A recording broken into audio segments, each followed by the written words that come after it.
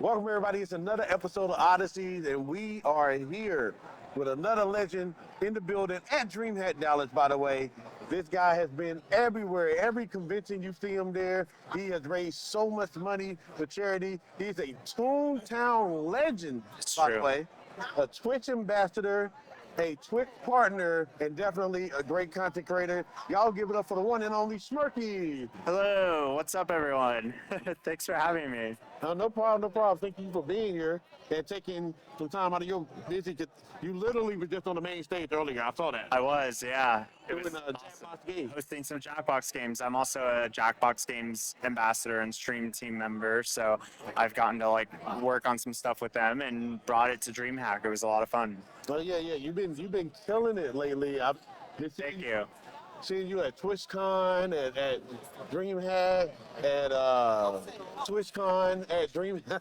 TwitchCon at DreamHack, at TwitchCon. Yeah. And I mean, like you have been everywhere. So tell me a little bit about how you got started in content creation. I just kind of stumbled into streaming one day. I've been creating content for about 12 years. I started on YouTube back when Google Plus was a thing, and it was not cool to stream on YouTube. But there was a banner above my channel that was try using the Google Plus Hangouts feature on air, live. And I was like, oh, this sounds cool. I did my first ever stream for a couple dozen people, and I was hooked ever since. I started streaming a game called Toontown that used to be a Disney MMO, and it's still around today as a fan-made revival. So it's just a very tight-knit community that has withstood the test of time almost. And I ended up forming a whole community around the game and kind of experimenting with new things and similar games, and did an IRL stream here, hosting on the main stage, just kind of finding ways to put my name out there more. And it's been a crazy journey ever since I did do that first stream, on my MacBook using Google Chrome. I've come so far since then, for sure. Man, you said MacBook Pro. I know that was a little tough. Just a little. I only streamed on a laptop for the first 6 years of streaming, so I stuck to it for a long time. Oh wow! And now you have the PC set up. Now I have a PC with some monitors, and Okay. you can never really go back when you're 2, 3 monitors, stuff like that. Man, I was always all I need is one monitor. I don't need two. Once I got the second monitor, I ain't look back. At all. So I definitely got to ask you. Yeah. Do what? Oh yeah, go ahead. Oh, okay. Sorry. You've been to a lot of conventions. How are you able to balance going to the convention, still building the community, still being there for your community, still doing your live streams, your contractual obligations you have, and things like that, and also just living your life too? How are you able to do all of that? I mean, first of all, I acknowledge that there's not really a perfect balance that I can achieve when it comes to community management and getting my presence out at industry events. It's just unrealistic for me to kind of go after that 1,000% perfect balance. But with that being said, I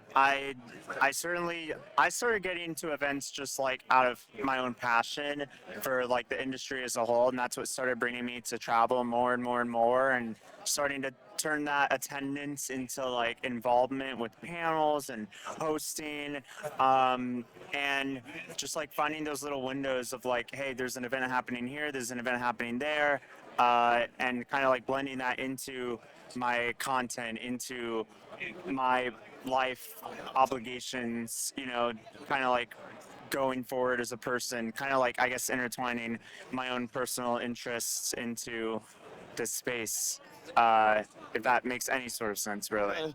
That does. I like you said, you started with the passion, and you doing it on your own, trying to figure out. Yeah, I'm a one-man show. I don't have as of this recording, I don't have a manager or agency or anything. I've just kind of navigated it all on my own, stayed in my own lane, right? And it's been certainly filled with many downs, as it has with many ups. And I certainly wouldn't be where I am today without this beautiful wacky journey that I have been on, you know.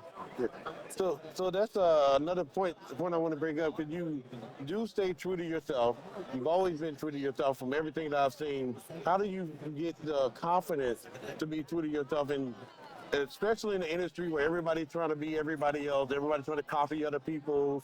You know, maybe somebody's like, "Oh, you're Smirky, but I'm Smirky." You know, like how do you stay true to yourself?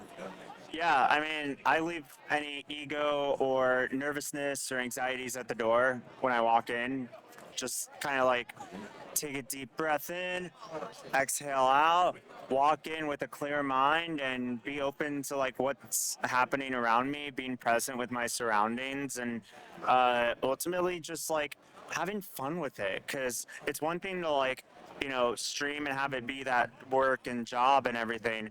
It's a whole nother thing to actually like be in a position where it's actually like genuinely fun, where it's genuinely enjoyable. And I always try to like not it, whenever I get to the point where streaming becomes like I'm streaming because I have to, not I'm streaming because I want to. Like I have to do it for my work, for my obligations. Like that's when I need to like take a step back, because I always want to remember my why, my purpose for what I'm creating. It doesn't, you know, I'm very much an impact streamer. I don't have the like same numbers as I did when I got partnered. I certainly didn't have partnership numbers when they were considering me for ambassador, but all of that's to say that like, you know, you can do incredible things with what you create, and when you realize that you have that power, it goes such a long way. I love the fact that you said that you're an impact streamer, because we hear impact on the numbers all the time. Yep. And I gotta ask you, what does that mean to you? Like when somebody says impact over numbers, what exactly does that mean to you?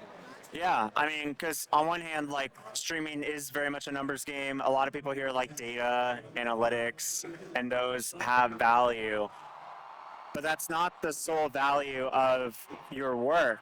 You know, it's not all within the numbers. What you're creating and the kind of community you're building, the kind of space you're creating, that has impact.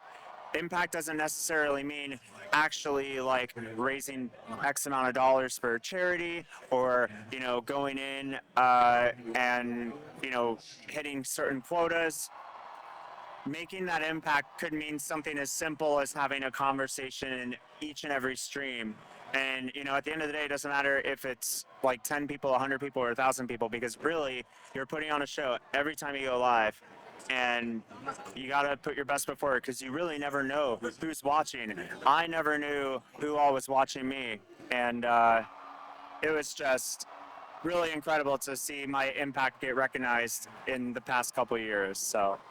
Okay, cool. And I'm glad you brought that up, because there are people that literally feel like their only impact is numbers, you know, their only impact is how much money they raise, things like that. So you've done very well at creating a big impact, done very well at even making your community a safe space. I've seen how you handle certain situations. So what's next for Smirk?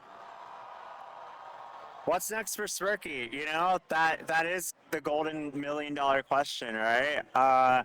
At the moment, I'm continuing to do what I do and putting my best foot forward, and still just kind of like better understanding what is next, because I don't always have that answer. But in terms of what is immediately coming up in the not bigger picture of it, more events, more conventions, more panel involvement and hosting, and just getting more comfortable with what at first was very uncomfortable for me, but putting, you know, not only myself at the table, but others at the table with me. I just love uplifting creators and celebrating their wins, because it's one thing to like celebrate your own wins, but it's another thing to like actively uplift others rather than tear each other down, you know? Okay. And I know we're getting ready to wrap up, but you talked about celebrating wins. Yeah. And that's something I think sometimes we neglect to do. I was always told to celebrate the small win. Like even if you just woke up this morning, you hit go live, that's a small win. It is a win. It really is. So how do you make sure that you are celebrating your wins Without, cause I mean, we all have L's. We all get that. Hey, you know, we're sorry about that. We're sorry to inform you, or we regret to inform you that you have not been selected. We get that all the time. So how do you make sure that you focus on your wins over your L's? How do I focus on my wins over my L's? Well, I talk about it. You know, I not only do I talk about, you know, the losses. Sometimes I do talk about what's happening, and I do talk about my wins. But it's not with the approach of like flaunting myself as some big ego, someone who's more important over others. It's, you know, kind of reinstating my own value in this space that we all collectively like have, I guess, if that makes sense. Like we are all in this together, and my journey is just as valuable as your journey, just as valuable as all the other creators' journeys that are here at DreamHack and other big events that are out there. Just kind of, you know, because I'm someone who always is like cheering other creators on, especially on social media, leaving replies, congratulating them. But being able to talk about my own wins as well kind of further reinstates my own confidence in not only others, but in myself. So just talking about it goes such a long way. Nice, nice. Well, I definitely thank you. I know you got a lot more to do today, because you probably on a panel, probably getting back on the main stage. You know, Smirky's everywhere. Smirky has literally been everywhere. Been streaming at the Creator Hub, been on the main stage. I saw Smirky at a panel that was live on Twitch. Smirky has been everywhere. Okay, I was actually about to raid you, and I was like, oh, you're on a panel, and it's gaming, so let me not raid. Oh, that's funny. But thank you so much for coming through and giving you your flowers, man. I appreciate everything you do. I see the money you raise for charity. I see how you interact with the community. And you always have a smile. Like I've never seen Smirky be like, never, like you don't even look. Now you have. No. Yeah, so I do appreciate you. Thank you so much for the interview. And Thank you very much. thank you for the time. And y'all make sure y'all go follow Smirky. Links will be in the description. Yeah, twitch.tv/Smirky. I'll see you there. Yes. And thank y'all for watching. We'll see you on another episode of Odyssey. See y'all soon. Peace.